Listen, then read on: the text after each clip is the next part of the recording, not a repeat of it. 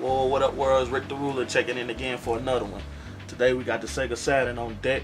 Tell y'all a little bit about it. This mine, you know what I'm saying? I had to go dust it off, let y'all see what's up. Felt like cracking a few games, play a few games, do a few things, give you a little information, and make it do what it do. Alright, so here we got the Sega Saturn. The Sega Saturn is a 32-bit console. It was released on November 2nd of 1994 in Japan and May 11th, 1995 in North America and July 8th, 1995 in Europe. The Saturn also just gave y'all a little look at the hardware and everything. You have Sega logo. You have the two controller ports right there. On the top of the system you have the reset button, the power button, the open slot. You have the expansion cartridge slot right here. The back of the system. You have where your power connects, your AV connection, a communications connection, vent, and also in this compartment right here, it houses the battery for the whole memory, your clock, your date, that sort of thing. Alright, so just to tell y'all a little bit more about the Saturn, the expansions, talk about the expansion bay right here. A lot of people thought that the Saturn had backwards capability. I even thought it, but it really doesn't. The expansion bay right here, where you put carts in this expansion bay, but it's not carts from a Sega Genesis or a Sega Mega Drive, if you have what have you. It's actually for expanding the memory of the Saturn. Some games that came on the Saturn actually needed help with memory wise, so you had to have these carts to expand that memory. Also, they had some guys that develop an all-in-one cart which expands memory and it also allows you to play import games. So this Saturn right here is a North American Saturn.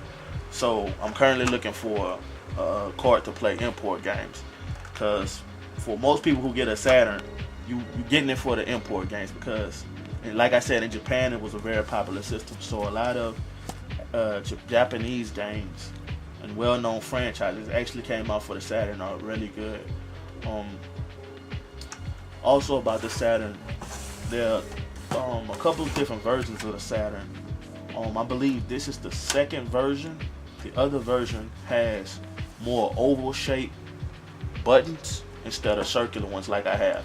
And also, if I'm not mistaken, you push down on the CD slot to open the CD up. So when you first turn on the Sega Saturn, this is what you see. It sets you up where you have to set up the language, English,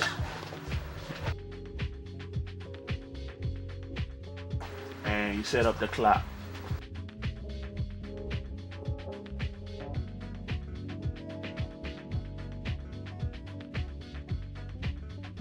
And if you were to have a CD in, similar to how the PS1 works and how the Xbox and those systems, the Dreamcast, you had this menu right here for when you're playing CDs and whatnot.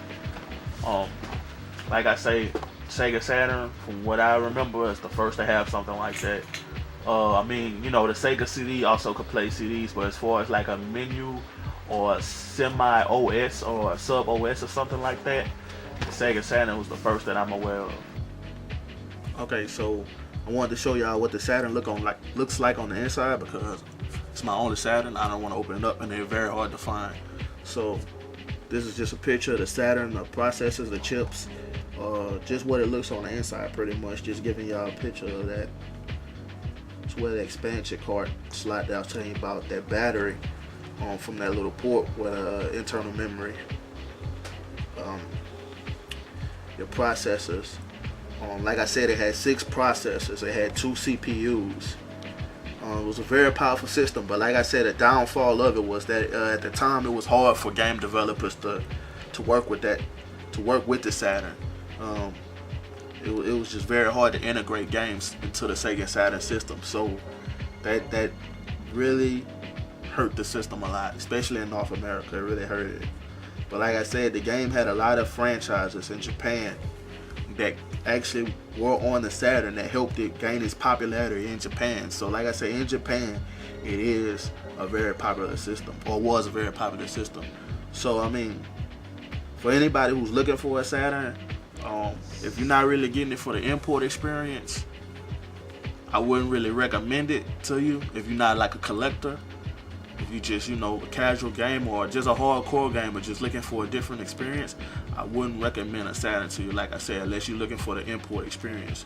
So I mean, if you come by a Japanese Saturn automatically, yeah, definitely go for it. But as far as a North American version, if you're too scared to mod it, or you can't get your hands on a cart that'll play the import games, it's just kind of hard. Stock Sega Saturn controller that it comes with. You have the start button, the A, B, C, X, Y, and Z, and your directional pad. It's very reminiscent of the 6-button Sega Genesis controller. You also have the grips on the side, just like on the Genesis. They just changed it up a little bit. It feels very, very good, very durable. They also added shoulder buttons. One thing about the Sega Saturn, if you could get it in there, you have like a rewind, a forward, a stop, another forward play. You have these type of little indentions upon the controller, because the Sega Saturn, it actually could play CDs and it also could play VCDs, if I'm not mistaken. So it actually had some type of video playback capability. So back in like 94, 95, I mean, that was great. That was like before cats was even like thinking about DVDs. We were still rocking with the VHS back then. So to have that option in that medium was great. And also the Sega Saturn was also one of the first systems that, as far as I'm aware of, that allowed you to actually go online. They actually have a web browser for the Sega Saturn.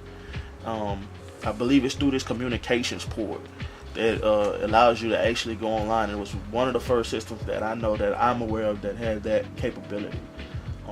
There's not much support for it though, but that option was there, and it was through a modem back then, a 56K modem. Alright, so another thing I have for y'all is this controller, the round controller, or the 360 controller, I believe they call it. It's the predecessor, I believe, to the Dreamcast controller, which is the predecessor to the Xbox controller. So this is the plug-in, just standard.